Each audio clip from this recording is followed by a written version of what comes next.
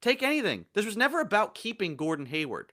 This was about maximizing the return of him leaving. So you had all this time to work out a trade. Then you find out the worst kept secret gets out, right?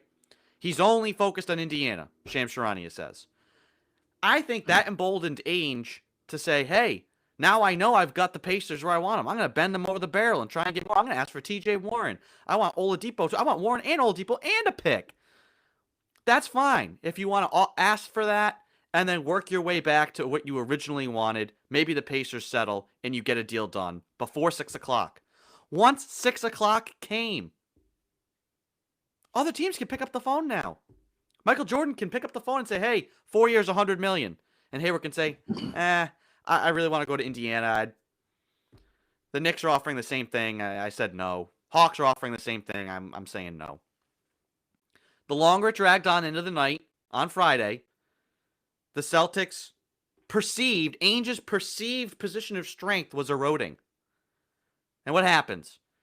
Things you can't control. Montrezl Harrell decides not to go to Charlotte. He decides to go to the Lakers. And there's all sorts of reasons for that we can get into. All of a sudden, Charlotte's got a whole bunch of more money now that they weren't planning on having. So they call Hayward late. So, like I said, 12:26 p.m., I had the deal. 5:49, Gary Washburn has the same deal. 11:49 p.m., Mark Stein reiterates Hayward focused on Indiana. Maybe the Knicks are trying to push for more cash. But Hayward's focused on Indiana. And here's the deal. And he lays out the same thing, the package that we all had, the three of us all had. Late that night, Michael Jordan picks up the phone, says, listen, how about 4 years, $120 million? Now Hayward has to stop and think. And I think, and I don't begrudge him one bit for this. Imagine, and this is why I don't think Celtics fans should be at all upset with Gordon Hayward. I see people like, oh, he abandoned us, he left him, screw him. Do you think that guy, when he was lying on the floor in Cleveland, in the first 5 minutes of his Celtics career, with his leg in half, could have possibly imagined, one, that he would still be playing basketball, and two, that he'd have the opportunity to get another massive maximum contract? He came here to be the man with Kyrie. And obviously, once he got hurt, that wasn't going to happen, and Tatum flourished. So I understand. Change of scenery. It just, the injury stuff here, it just was inconsistent. The team is moving in a different direction. Tatum is going to be their face. Maybe he doesn't want to be a role player. It's all fair. He's a free agent. And new kid, pandemic, all this garbage. After everything he's been through, him choosing $120 million, I can't fault the guy for that one bit. He still was willing to go to Indiana, though, and the Celtics didn't budge.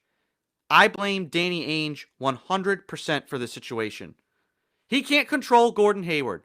Gordon Hayward decided to take the money. Who wouldn't? I think most people would. When an extra $20 million is thrown in your face, especially for that guy, given what he's been through, I don't think he ever imagined somebody would offer him, one, the role. He's going to be a starter. He's going to be a major part of that team. And $120 million over 4 years. He was willing to take the $496 and go home to Indiana. And you know how I know that? And that Charlotte was not like at all, even though he wanted to go there back in 2014 because Kemba was there. Now Kemba's here. He wasn't prepared for it. I guarantee you he had I'm coming back to Boston for 1 year, or I'm coming home, Indiana, Players Tribune stories ready to go. And instead, what did we get? Like 3 tweets at like 9:30 last night. Hey, thanks Boston. It was great. I love you. I know you love me. Thanks for sticking with me. And hey, Charlotte, let's get ready. Let's go do this thing. That does not seem like the guy who was like, weighing all these options and having some sort of, I finally decide. I think he had a whole bunch of money thrown at him. He said, you know what?